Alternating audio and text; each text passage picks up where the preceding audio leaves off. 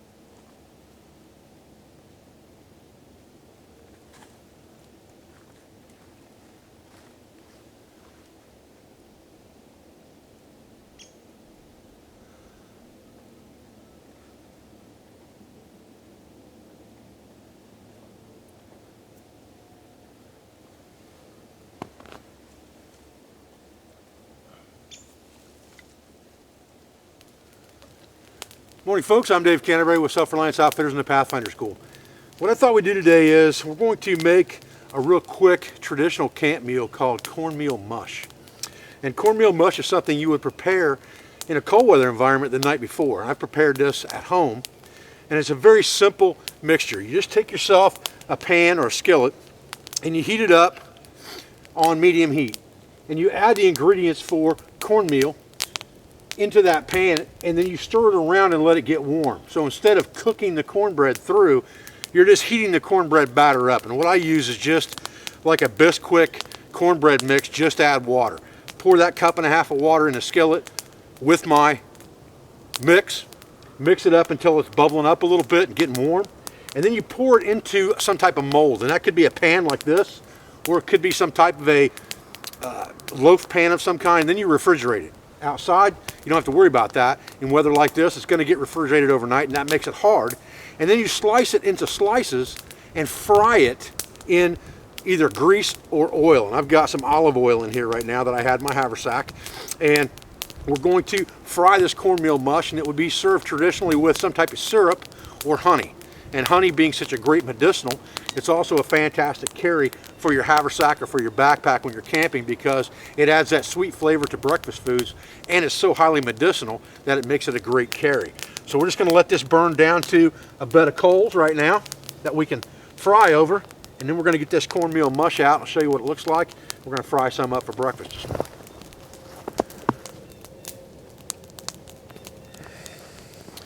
Now for something like this, we're just trying to cook up a quick breakfast. We don't need to add a bunch of fuel to the fire. We'll just feed it from the outside in. So you take these stubs that are on the outside and feed them into the middle, and that will build up your coal bed for frying over.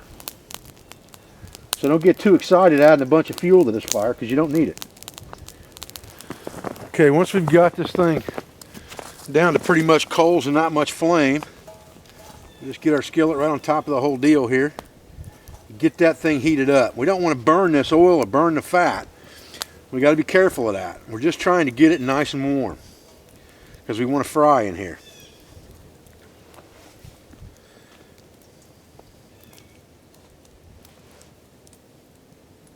Okay, once you start to see it moving around in there a little bit, you know it's getting hot. I can start to see it shimmering a little bit and bubbling over here. That's more than hot enough. Now I'm going to pull it off and go get my mush.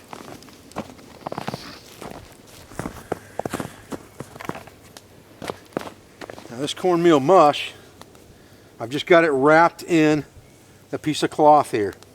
And it's going to look pretty much like raw cornbread. You can see I've got it sliced in about 1-inch slices here. Just set it in there, just like a slice of bacon. Just like that. Get it on the fire and start frying it.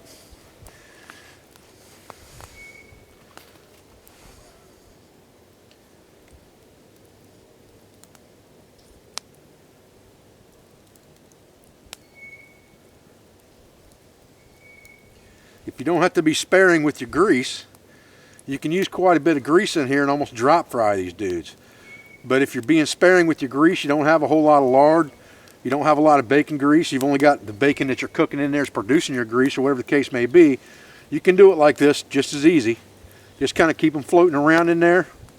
You can see that oil starting to bubble up real good now. Just don't let it get too hot.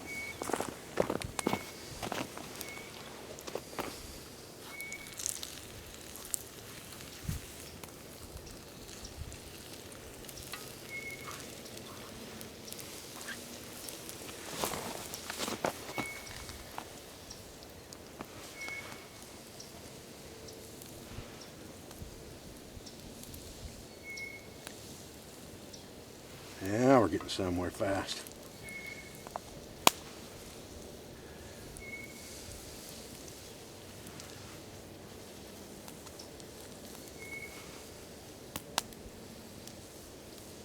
Keep that stuff moving around, it won't stick to the bottom of your pan, even if you're running with low grease.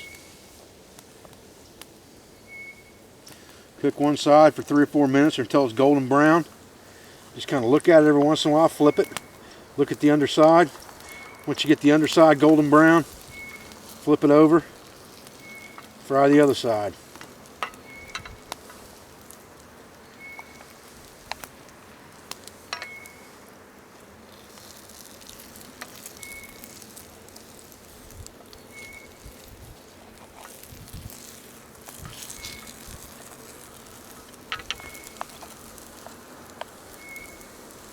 You can see I'm not using a spatula or anything right now. I just got what I got, which is a spoon. Spoon and a fork. It's plenty enough to cook with, for sure. And it's going to absorb that oil, so you're going to run out of oil sooner or later.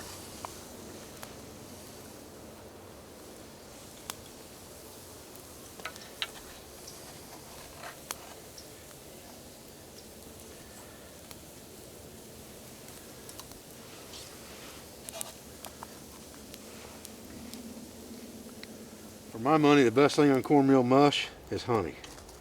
And I'm betting Rufus is going to agree. We're going to eat it right out of the pan here. You ain't going to worry about no dishes. Rufus, I'm going to cut you off a piece. Oh, Rufus got his over there. Oh, man. Golly.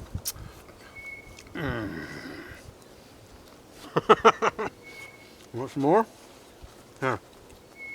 Golly. Here we go. Don't get no better than that, does it, son? Golly. That is just done perfect. There's nothing better than cornmeal mush on a winter morning. With honey on it, it'll give you energy for an all-day hunt.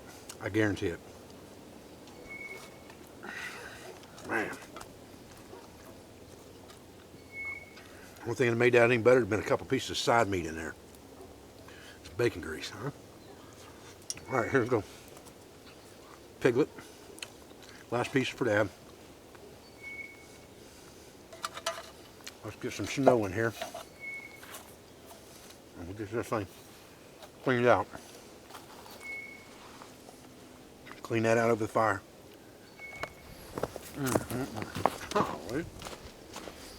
I know some guys are going to ask about this on the video, so before I close things out here and get things all cleaned up, this fork, I did a video on this. I saw this in the movie Revenant, and I reproduced that fork, and it's a flint striker and a fork, meat fork, eating fork, whatever the case may be. It's about the size of my spoon, so it matches pretty well.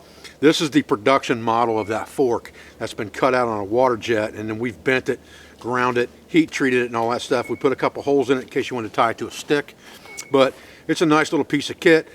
It's going to sell fairly inexpensively, probably for around 15 bucks if I had to guess. We're going to produce about 30 of these for the website for next week. But I know somebody's going to ask me about it, so I thought I'd answer that question on this video before I packed it in. Well folks, I'm Dave Canterbury with Self-Reliance Outfitters in the Pathfinder School. And this has just been a quick short video on cornmeal mush. Again, you can make this stuff the night before in camp before you go to bed, especially in a cold weather scenario like this. Let the weather do the work for you to loaf that stuff up so you can fry it in the morning. Or you can do it before you leave for a camping trip for the weekend.